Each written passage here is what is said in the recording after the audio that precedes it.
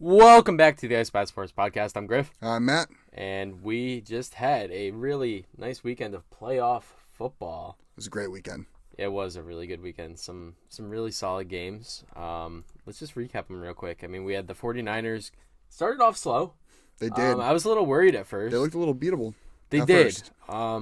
But you know what? They really poured it on towards the end of that game, and they came away with a 18-point victory, 41-23 over the Seahawks. Mm-hmm. Brock Purdy looked really good.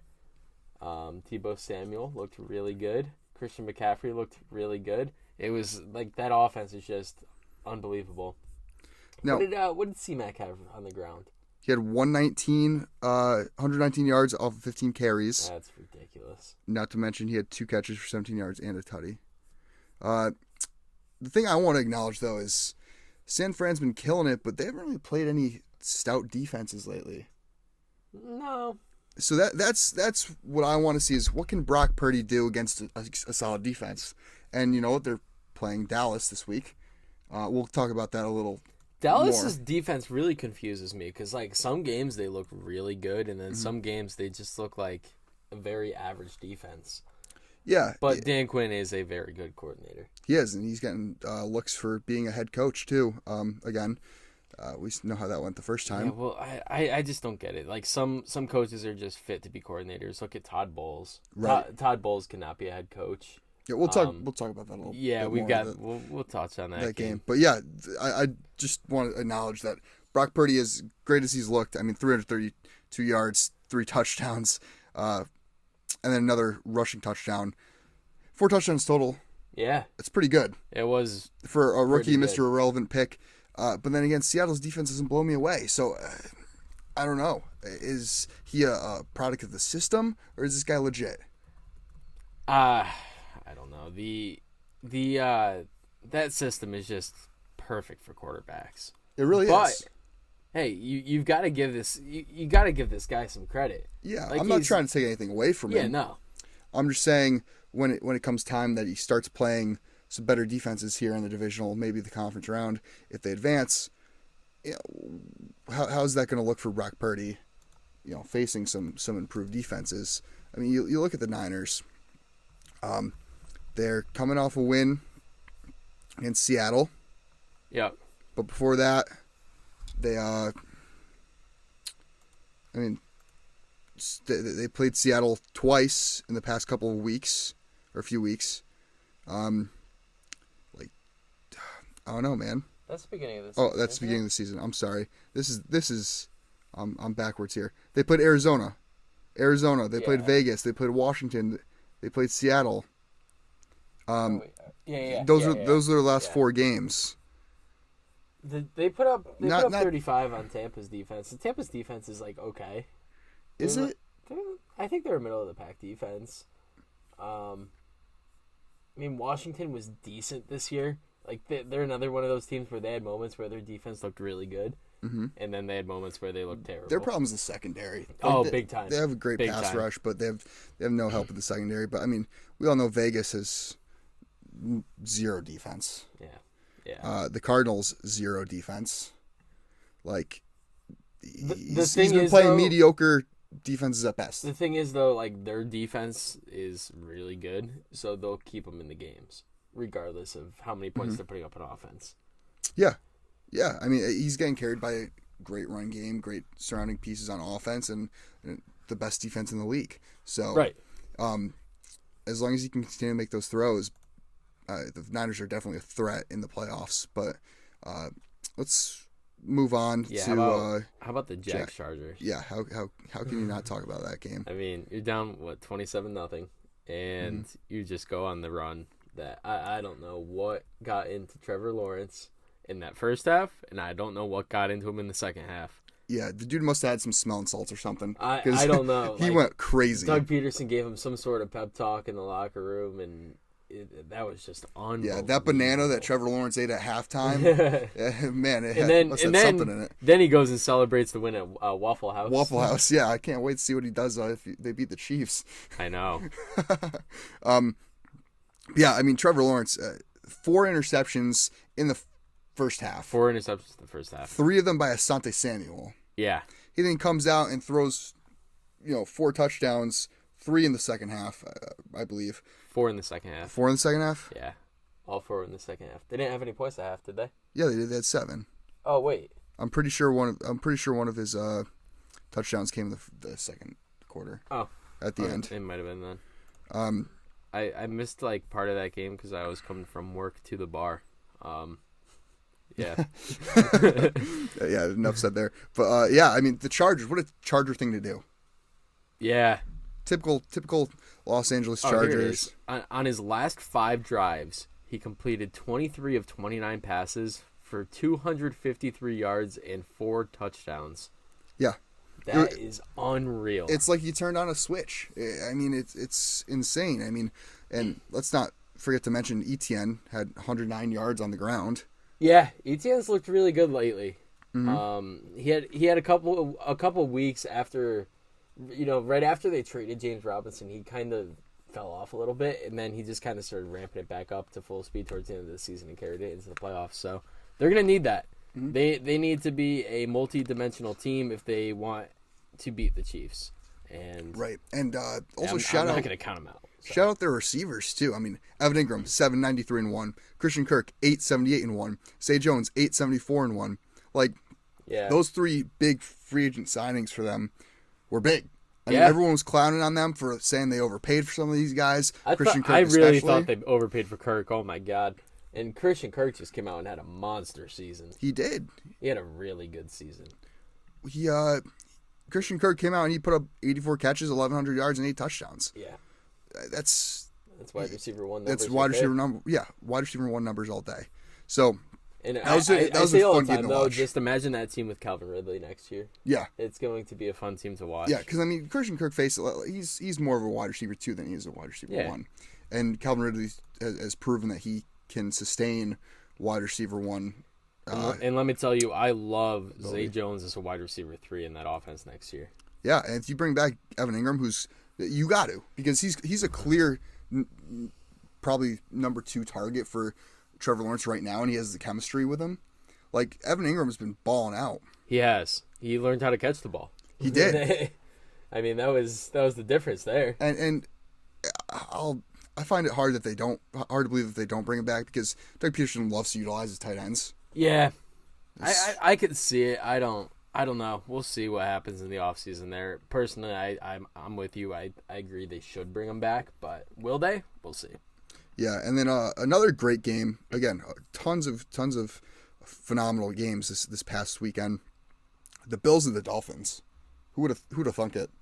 That was I don't know what happened. I don't know how the Dolphins stayed in that game. I have no idea either, because I'm looking at the stat line right now, and Skylar Thompson was 18 for 45, 220 yards, 1 touchdown, 2 interceptions. He took 4 sacks. And their leading rusher, I believe, was Jeff Wilson, with 25 yards. 23. Yeah. 23 yards off 10 carries. Wow. This offense was definitely stagnant. No, yeah, the defense is the reason why they were in that game. Yeah, I mean, they sacked Josh Allen 7 times. Right. They had 2 interceptions on top of that. Yeah. I mean, just a great performance by the Dolphins defense. Well, even in the first half, it was 17-0 Bills, and then Allen threw the 2 picks, and I was driving, and you text me, go tie game. Yeah. I was like, what? Yep. But I got 2 picks, and I watched them. I don't know if either of them were necessarily Allen's fault. Maybe the first one, the second one definitely not. They were rough. The second one wasn't bad. It hit his receiver in the hands, didn't it? But the first one was rough, though. Yes, the first one wasn't great. Yeah, Josh Allen I think the elbow's really bothering him. But if Tua Tagovailoa was playing in this game, the Dolphins win. Maybe. The defense showed up. It was because Tua's not turning that ball over twice, maybe once, but he's not turning the ball over twice like Skylar Thompson did. The problem with Tua is when he throws 1 pick, the second one's coming right after. Every game that he throws a pick, he throws multiple. I haven't noticed that. No. Yeah, Wow.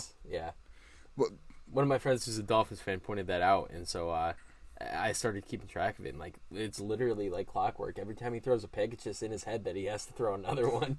But all I'm saying is Tua plays this game, they're winning because their defense did the job. Yeah, they allowed 34 points, but again, Skylar Thompson also had 2 turnovers. Yeah, the Bills should not be happy with that win. No, they shouldn't be at all. I'm not confident in the Bills going forward in the playoffs. I'm not either. I mean, you should have blown them out. The fact that this is this close of a game, was a field goal deciding game, is unacceptable.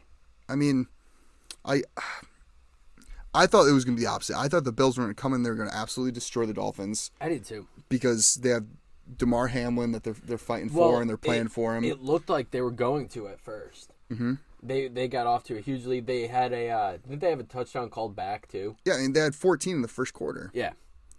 But then Miami comes out and it's 2017 going into halftime. So definitely a closer game than a lot of us expected. Yeah, 100%. But I'm not complaining because it was a great game. It was fun to watch. Yeah, I thought the Bills were going to win that game by double digits. I didn't think it was going to be close at all, especially with Skylar Thompson playing. Mm-hmm. But, man, shout out to the Dolphins defense because they really kept them in it. And it goes to show how divisional games, anything can happen. Yeah. You were right there. All right, and then the game that followed that, Sunday afternoon, it was the New York Giants versus the Minnesota Vikings, where the Giants won 31-24. Yeah. Giants, man. Wow. There is good vibes around that team. Brian Dable is just such a good coach. He's a great coach. He's such a good coach. Yeah. And Daniel Jones, he deserves so much credit because the narrative around him all year was that this team needs a new quarterback. This team's a quarterback away. Daniel Jones is awful. There's no shot he could lead this team to the playoffs, let alone win a playoff game. Yeah. And he just quieted all of the haters all season long. The Giants weren't even supposed to have a winning record going into the season, prediction-wise. Now they're in the divisional round. Now they're in the divisional round with a tough matchup, but divisional matchup, anything can happen. Matchup. Okay, yeah, we'll get there. But you got Daniel Jones, 301 yards, 2 touchdowns, and then another 78 yards on the ground. He's a dual threat and a half. Oh my God.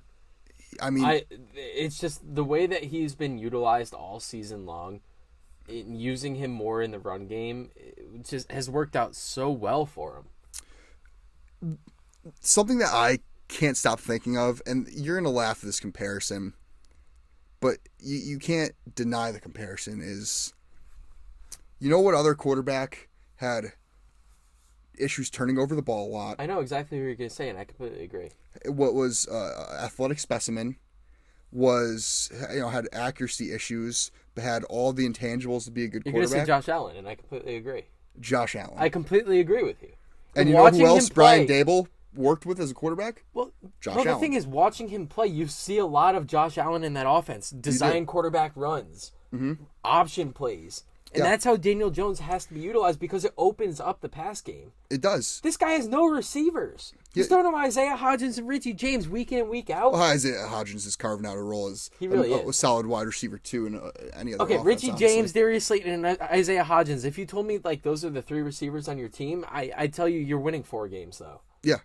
Yeah, no, I mean, having Saquon Barkley and Daniel Jones to open up that run game definitely helps with the passing game. 100%. And you're 100% right. You see a lot of the Bills' offense in this New York Giants offense, which Brian Dable, being the former OC of the Bills and kind of being the Josh Allen fixer-upper, he kind of molded Josh Allen. It looks like he's doing the same with Daniel Jones. You think Daniel Jones gets a multi-year deal? Yes. I agree. The thing with Daniel Jones, he's not putting up the numbers where he's going to get something massive. No, but I could see him getting a 3-4 year deal. I was going to say I see a 3-year deal. 3 years, probably $90 million. I think that's pretty. 55 guaranteed, maybe something like that. I like it. Yeah, and if I'm the Giants, I'm doing that all day long. Yeah, because you have that's no reason cheap for a quarterback in this day and age. You have no reason to go out and try out new quarterbacks in this offense when you have something that's working. Mm-hmm. This style of offense is built for a guy like Daniel Jones, who's got the athleticism like that. He does, yeah. Who could handle running the ball 10 plus times a game, and could still make the throws when he has to. Right. And that's the biggest thing with him is making those throws when he has to, and he's done it all season long. And he has this. He's starting to become almost like an Aaron Rodgers type, where he's making everybody around him better. He's taking guys like Richie James and Isaiah Hodgins, and he's making them look like solid receivers. He's taking Isaiah Hodgins, who was on the Bills practice squad last year, right? Yep. And he's throwing him, 9 times a game, and he's getting 8 catches, 105 yards, and a touchdown. And you've got Richie James, who was like basically a return specialist with the Niners. Yeah. He got out there a little bit as a receiver, but not much. And now he's the wide receiver, I guess, 2, 3 on this team. Slayton's probably the number 2 at this point. Yep. I mean, all around this team's it's a fun team to watch. It is. It really is. I don't know, man. The Giants are scary. And we haven't even talked about Minnesota. How disappointing. We've been saying it all year, that they're pretenders. Oh, yeah, 100%. And I just knew winning one-score games is not sustainable. No. And it's not. They And they have no weren't blowing defense. teams out at all. They were winning every game by a field goal, maybe a touchdown at best, but they were not winning games like, I don't know. They just weren't convincingly winning these games, and I knew this was going to catch up at some point. It's just not sustainable for an entire season, let alone going into the playoffs. Absolutely not. Giants deserve that win, and they got that win, and I'm very happy for them. I'm happy for Giants fans. I'm happy for the Giants. And, yeah, I mean, enjoy it because you got people like me who haven't been to the playoffs in 12 years. Yeah, well, I mean, I believe this is the first time the Giants have won the playoffs since, here, get this, I was 10 years old. That's the last time the Giants won a playoff game. 2011 when they won the Super Bowl, correct? Yeah, I believe that's the last time they won a playoff game. Wow. So. It's been a long time coming. But one thing that did surprise me, out of all the bright spots on the for the Giants, T.J. Hawkinson put up 10 catches, 129 yards. T.J. Hawkinson had a day. He did. The Giants linebackers are a concern for me. 100%. We'll talk about that a little more later on, but yeah, when we do our predictions. But how are you going to go into Philly and who has somebody like Dallas Goedert, who I think is just as good as T.J. Hawkinson, who could also arguably, yeah. No, I agree. The linebacking core it's rough. I don't even know who their starting linebackers are at this point. I know who was it earlier in this season? They had Don't they have is it Tay Crowder? Tay Crowder, Mr. Relevant. Yeah, I couldn't think of his first name. I was thinking Isaiah Crowder. No, I don't even think that's a person. Probably thinking of Isaiah a little too much. You got Micah McFadden. Actually, I think they cut Tay Crowder. Did they cut him or is he hurt? No, I think they actually cut him. No, I think he's hurt because they love him. He's a good locker room guy. Tay Crowder. Let's see. He's a linebacker for the Steelers. Tay Crowder. So they did cut him. Yeah, he got cut and claimed by the Steelers, I believe. Oh, wow, okay. Micah McFadden, Gerard Davis, Jalen Smith, okay. Landon Collins playing inside in the box. I mean, yeah, it's a weak linebacking core, and that's kind of where their weakness is. Secondary got better. I mean, Adoree Jackson is back now. You got Julian Love and Xavier McKinney, who looked pretty solid this year. Yeah, Fabian Moreau looked really good this year. He deserves a lot of credit. But I mean, you have Kayvon Thibodeau, Azeez Ojulari. That's a pretty nice pass rush. Plus Big Cat Leonard Williams, and you got Dexter Lawrence, all pro. Yep, all up in the front there. I mean, they have a really good front seven aside from their inside linebackers. Yeah, no, the inside linebackers and I guess the corners have been iffy this year, but with Adoree Jackson back, I mean, I trust that secondary a lot more. Adoree Jackson absolutely locked down Justin Jefferson. Yeah. I mean, what did Jefferson have? 3 catches for 17 yards? I think. Something like that, yeah. Yeah. So, I don't know, man. It's going to be interesting seeing this Giants-Eagles game. Yes, I agree. What else? We got the Bengals somehow beat the Ravens. Yeah, the Ravens kept it close again. Yeah. And that's back-to-back weeks against the Bengals where they were just close game. Were they both 24-17? I feel like they were. I'm not too sure. I do know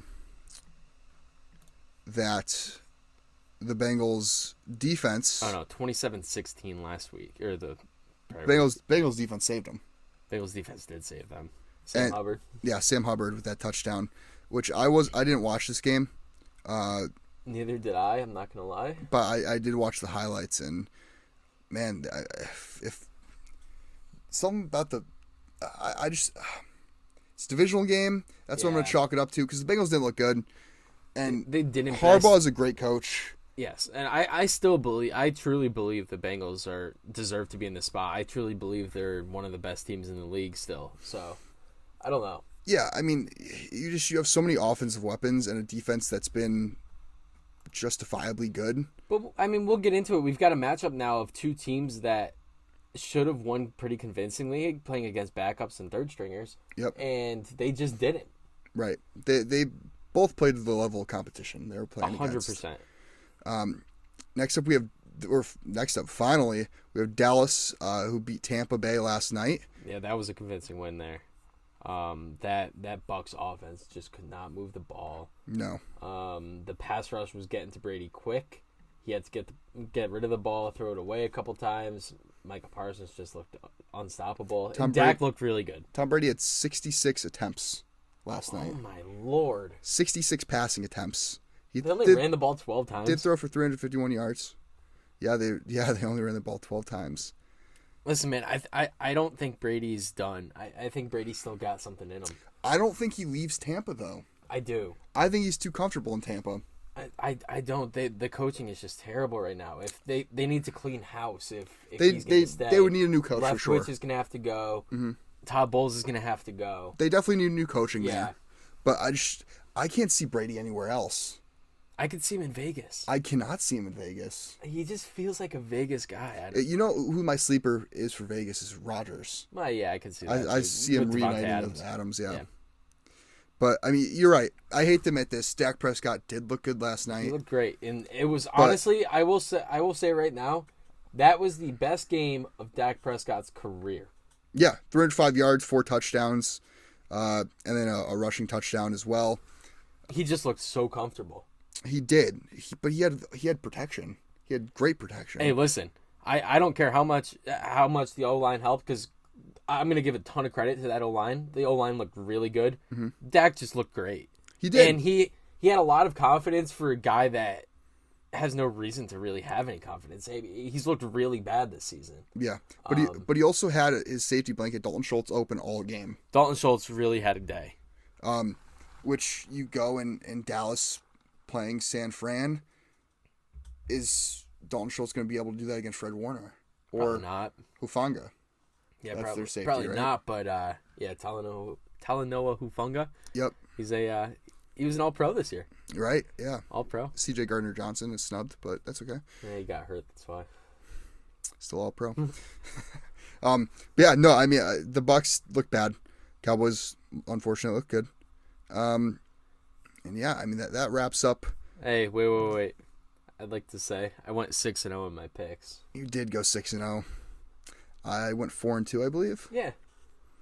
Which I was on the fence of the Jacksonville game. I just didn't have the gall to take Jacksonville. I tried to play it safe with the Chargers, and I took Jacksonville money line the night before the game.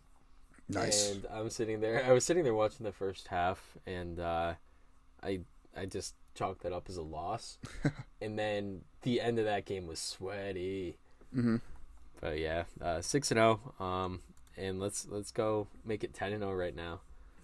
We got our predictions now. We've got the Chiefs against the Jags. Who you got?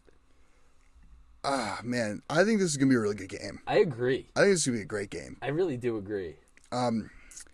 Because if the Jags can turn it on early and make, halftime adjustments like they did last week, I think they have a chance here. But, the Chiefs are coming off a bye. They've had, a couple weeks, get healthy, prepare. You got to go the Chiefs here, coming off that bye. I agree. This team's going to be really tough to beat. I mean, you can't never count Mahomes out. Yeah. And yeah, I mean, look what he's done all season. And everyone thought like losing Tyreek Hill, this offense was going to take a hit, and that just wasn't the case. Who's going to be able to guard Travis Kelce? No one. No one. I don't think anyone in the league outside of like Derwin James could cover Travis Kelce. Yeah. I mean, I think Travis Kelce's going to have a huge day. I think Jared McKinnon has another big day. I was about to say McKinnon's also going to have a huge day. Jags have a lot of young linebackers right now between Devin Lloyd. What do they have? Chad Muma, too? Is that their other one? A lot of youth there. Inexperienced. Foyesade Oluokun. He's good. He's pretty good. He's a tackle machine. Led the league in tackles. Yeah. But other than that, I mean, you got 2 rookies back there. So that worries me a little bit. But yeah, I mean, like you said, can't count Mahomes out. Chiefs D has also been pretty solid this year. You know, Chris Jones up the middle. Karlaftis off the edge. Karlaftis really good. Yep. So Chiefs all day. Yeah, I got Chiefs by a score. I think it's a close game. Then we got Giants Eagles is the other Saturday game. Yes, Saturday nights, where my Philadelphia Eagles are going to absolutely embarrass the New York Giants. I disagree. I've got the Giants winning outright. Yeah, no, I think it's gonna be a good game. I think we win. As I mentioned earlier, I think Dallas Goedert's gonna have an awesome game. I think he's going over 100 yards receiving easy. Take that prop bet. I could see that. I don't know. I got the Giants winning outright. What's the spread? 7.5? Yeah. Yeah. And also, you have to think about, okay, Dory Jackson, who's he going to line up against? A.J. Brown or Devonta Smith? Which one of our top 10 receivers is he lining up against? All right. Calling Devonta Smith top 10 right now. He was top 10 in receiving yards. Okay, but it's receiving yards. He's still got to go out there and put up the yards. He's not a top 10 receiver right now. He was a top 10 receiver this year. Statistically? He was a top 10 receiver this year. Bold. I don't know. I don't like the Eagles in this game. I really don't. I love Philly in this game. It's a tough divisional matchup. And Jalen Hurts has had 2 more weeks to get his shoulder right. You know, I chalked the last time we played them. Coming off the bye, they're going to come out slow. I disagree. I think we're going to come out firing. I expect a bomb to A.J. Brown within the first 3 throws. I don't know. We'll see. I just like the Giants right now. The Giants are definitely... I'm riding with the hot hands. They have a hot hand. They caught lightning in a bottle for sure. But I think that comes to an end here. I mean, the Eagles own the Giants over the past several years. And, I mean, you look at last time we played them, both of our starters playing, we destroyed them. Regular season, I know the playoffs are a lot different, but I think we match up really well against them. We'll see. Evan Neal has not looked that great. Hassan Reddick's going to come off that edge. Daniel Jones is going to be running for his life. I don't know. I got the Giants. Let's lock it in right there. Giants win outright. All right, you go ahead. Giants plus 7.5 is the play, though. I will tell you that. In a divisional game, these divisional games in the playoffs, we've seen how they go. 7.5 feels like a lot. For Giants. For I think Giants will cover, but I think Eagles still win. All right, we got Bengals Bills. The first Sunday game was a 3:30 game. I think. Yeah. Yes, 3. Oh, 3. Yep. Okay, 3 and 6:30 on Sunday. Bengals Bills. I'm going with the Bengals. I'm also going with the Bengals. Neither of these teams looked good against their respective opponents. Not at all. I think Tyler Huntley's a little better than Skylar Thompson. So I give a little more credit than I give a little more credit to the Bengals than I do to the Bills. I mean, the Bills, man, and even they never finished that game or played that game where DeMar Hamlin unfortunately had gotten injured. But the Bengals looked like they were, dominating to start that game. They did look really good to start. They looked really good to start. I mean, obviously, you got to play the full 4 quarters. Yeah. But going off that small sample size that I have and how the Bills looked last week, I got to give the edge to the Bengals. Even week 18, the Bills didn't look great. No. They really let the Patriots stay around and stay in that game. Yeah. Almost let them into the playoffs. Mm-hmm. And, I think the Bengals could go on a little bit of a run here. I think if it's Bengals Chiefs, like we're predicting, I think the Bengals go to the Super Bowl. So do I. Really? So do I. Well, because the Bengals own the Chiefs. Yes, I know, and I've been thinking, I've been telling people all along, the Bengals are the best team in the AFC right now. They're playing like it. Yes. I mean, well, they didn't play last week No. like it. No, don't get me wrong. No, but towards the end of the season, down the stretch, they really did play like it. And I do truly believe, I'm completely with you, if they match up against the Chiefs, I got to give the edge to the Bengals. Yeah, the Bengals own Mahomes. Yeah, Burrow just owns the Chiefs. Yeah. So, I mean, that could be interesting. That game is going to be really good, though. The Bengals-Bills game is going to be really good. Mm-hmm. It's the game that we deserve to watch on that Monday night. And, it's going to be a really good one. Bills are 5-point favorites, though. Are they really? Yeah, which is surprising to me. Ooh. I like that. Little money Giants Bengals teaser. Okay, bud. Now you're a little much, but teaser wouldn't be bad. But if you're taking the money line, Little Giants Bengals teaser. I'm definitely rocking that Bengals money line. Yeah, it should be a great game nonetheless. I agree. And then finally we have Dallas playing the Niners. Yeah, what's the spread on this one? Niners -4. -4. I think that's the play too. I think the Niners win pretty big here. Cowboys are coming off a high. They are, and they've got a lot of momentum right now. I mean, Dak, like we were talking about, is really he caught fire. But this 49ers defense is just unbelievable.